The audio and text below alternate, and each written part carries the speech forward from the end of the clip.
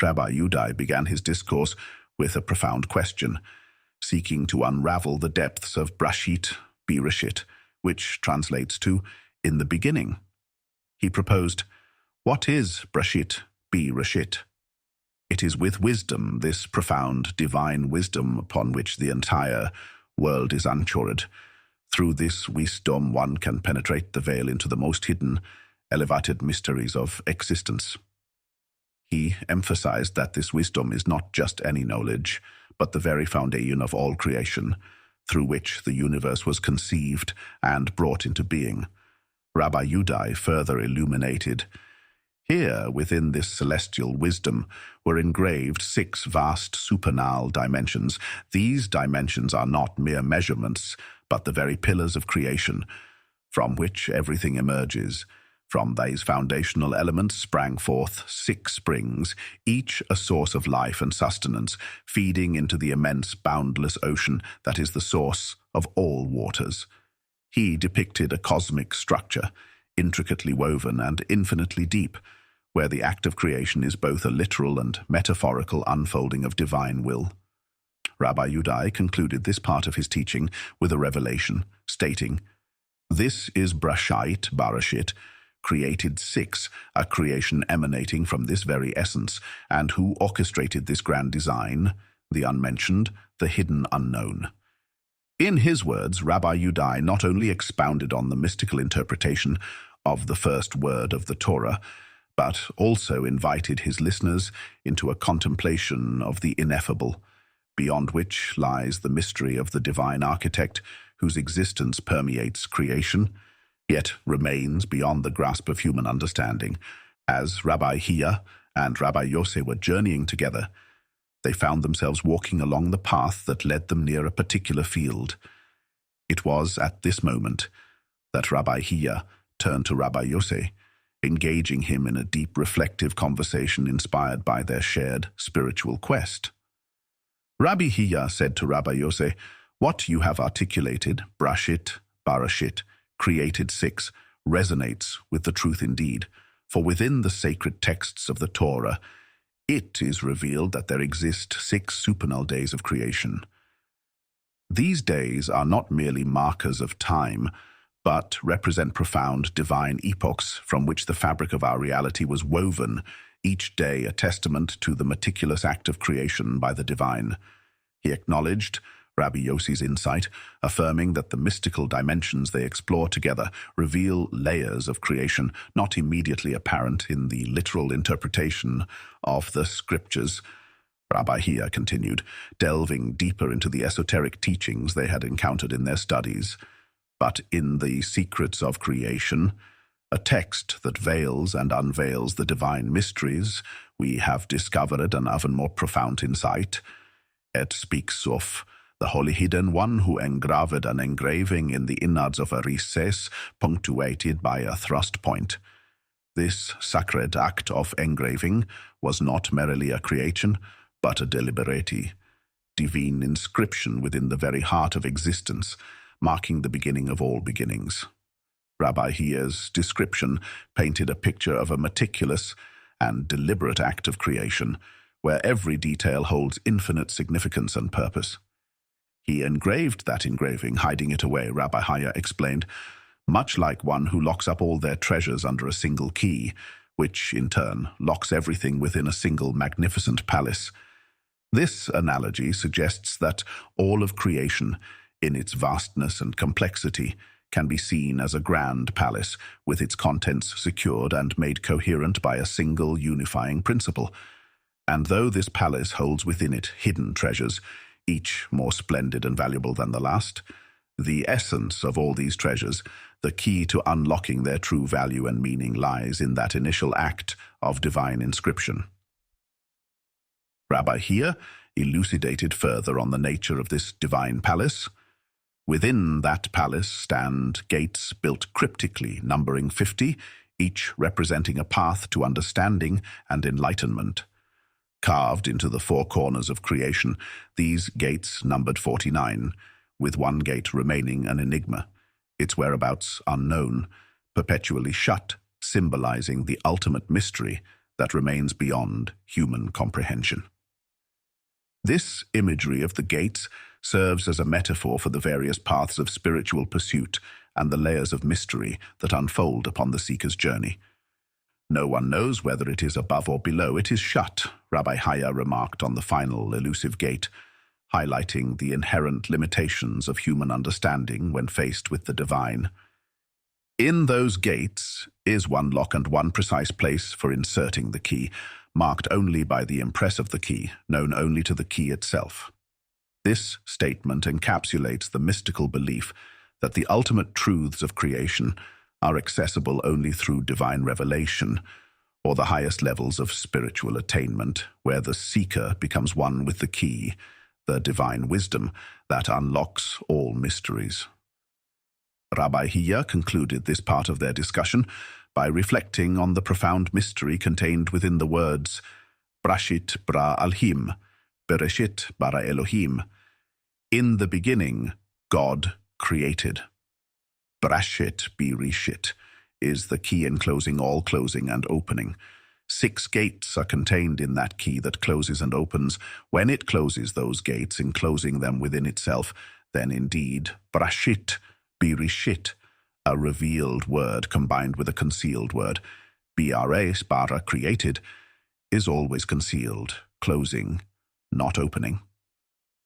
Through this dialogue, Rabbi Ḥiyya shared with Rabbi Yose a vision of creation that intertwines the manifest and the hidden, where the act of creation itself is a key to understanding the divine plan, revealing and concealing the essence of the divine in the tapestry of existence.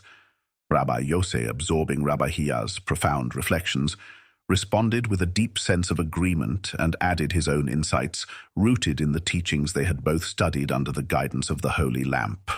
Certainly so. What you have illuminated aligns with the wisdom imparted by the Holy Lamp. That bara, created, is indeed a word of concealment, a gate that remains closed, not yielding its secrets lightly. Before the world was brought into existence, it was encapsulated within bara, in a state of potentiality not yet having been given form or substance, enveloped by tohu, chaos. The cosmos lay dormant, awaiting the divine spark that would bring it into being. Rabbi Yose continued, delving deeper into the mystical dimensions of creation. When did the key turn, unlocking the gates to creation? When did the world become ripe for life, ready to burst forth in all its diversity? It was with the arrival of Abraham, as the scriptures recount. These are the generations of heaven and earth, Babram, Bihibaream, when they were created. Our sages have taught us to read this as Babram, Biavraham, through Abraham, revealing a profound truth that with Abraham the letters of creation were rearranged, bringing forth life. He elaborated on the transformation that occurred with Abraham's emergence. Whereas previously everything was concealed within bara, through Abraham the letters were reconfigured and a foundational pillar emerged. This pillar, ever, signifies the generative organ, symbolizing the holy foundation upon which the entire world stands, ready to proliferate and sustain the cycles of life. Rabbi Yose then explored the subsequent divine inscriptions that unfolded from this reconfiguration. When ever was inscribed within the word bara, the supernal, concealed one, made another sacred inscription, imbuing it with its glorious name. This is captured in the question, Al-mai bra, mivara ele, who created these? Through this divine inquiry, the name ma, what, was also engraved, giving birth to ever, from Brei Balandi, and placing Al-Helas at one end and ever at the other. This act of divine inscription signifies the completion of one aspect as the initiation of another, manifesting the duality and interconnectedness of creation. He highlighted the divine craftsmanship in merging the letters to reveal deeper truths. As one was completed, so was the other. In ever, the letter H, he, was engraved. In Al, ele, the letter Y, Yod, was instilled.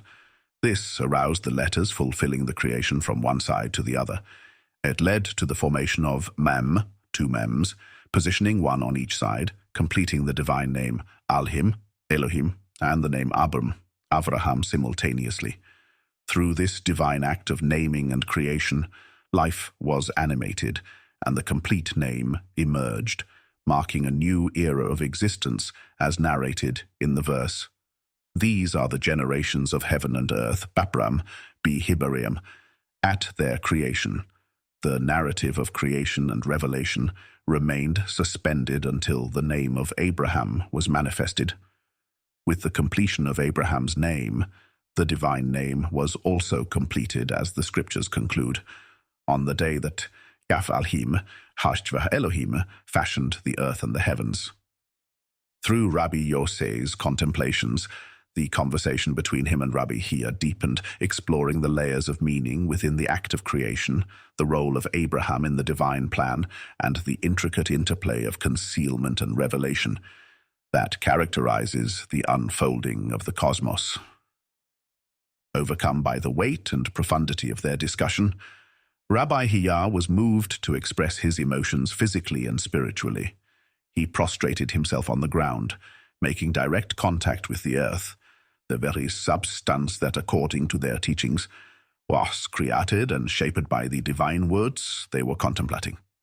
In this act of humility and reverence, Rabbi Ḥiyya kissed the dust, a gesture symbolizing a deep recognition of the transient nature of human life and the eternal cycle of creation and return to the earth. Through his tears, Rabbi Ḥiyya cried out, expressing a poignant reflection on the nature of existence. "Dust, dust! How stubborn you are, how impudent! All delights of the eye decay in you, all pillars of light in the world you consume and pulverize." His words captured a profound understanding of the earthly condition, that all beauty, achievement, and even the most illuminating spiritual figures are ultimately reclaimed by the earth. Continuing his lament, Rabbi Ḥiyya cried, "How insolent you are! The holy lamp who has illumined the world, majestic ruler, prince whose merit sustains the world, decays in you. O Rabbi Shim'on, radiance of the lamp, radiance of the worlds, you decompose in the dust, yet you subsist and guide the world."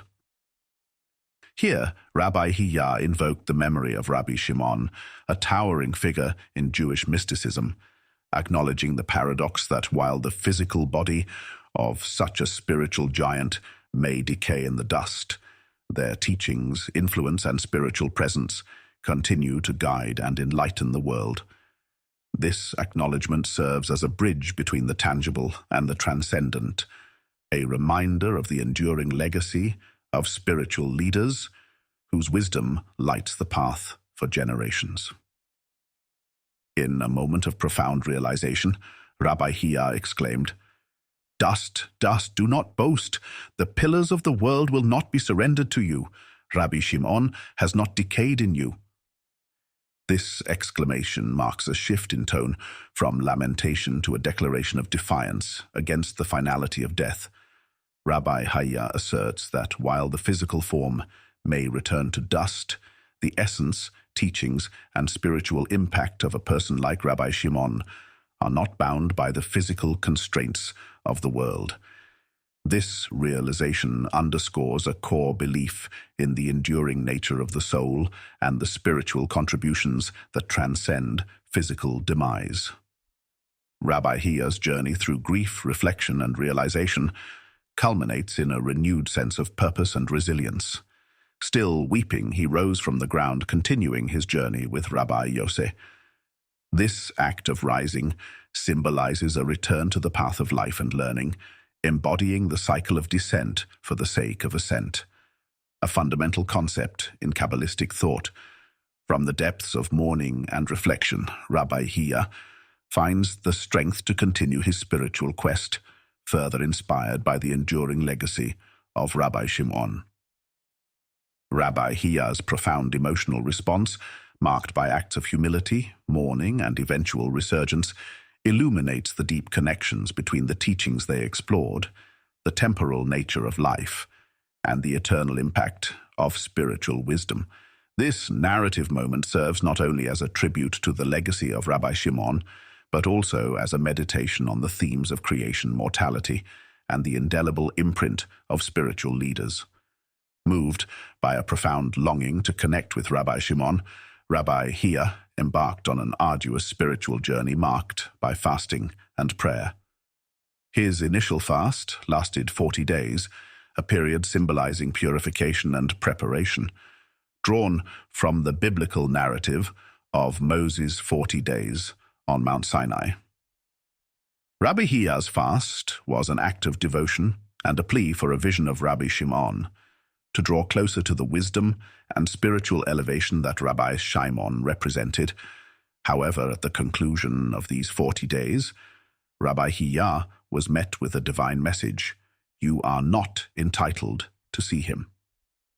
This response, while disheartening, reflects a theme in mystical traditions where the seeker is often tested, facing trials that challenge their resolve and purity of intention. Undeterred, Rabbi Ḥiyya's longing and determination only deepened, leading him to undertake another 40 days of fasting.